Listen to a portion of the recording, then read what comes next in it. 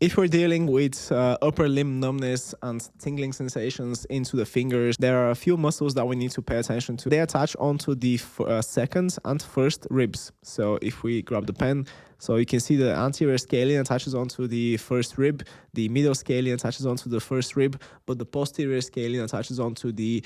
second rib. Now you can see a very thick yellow line here that goes in between these muscles, and these are essentially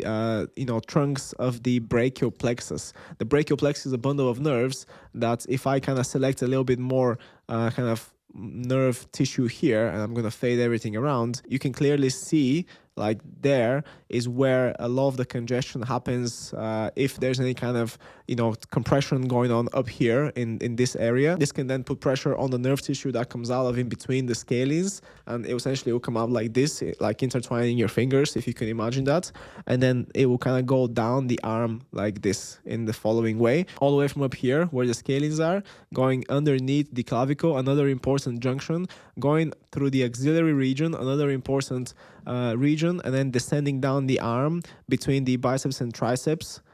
region as well, and then getting to about here. Now the median nerve will essentially split, go through the middle of the forearm, going to the carpal tunnel, where you got another very important region, and then innervates the thumb, the index finger, and half of that middle finger. And then you've got the ulnar nerve that goes around the outside and then goes to about here, passes through a junction that's really interesting in between the little bones of the hands, and it innervates the pinky or the little finger and the ring finger. And potentially kind of has a little bit of like branching out into the middle finger, but the majority of that is going to be the median nerve. The radial nerve is a little bit different because it will be on the other side. So everything that we've just drawn for the other two nerves, so from the same junction up here, the only difference now is that it passes through the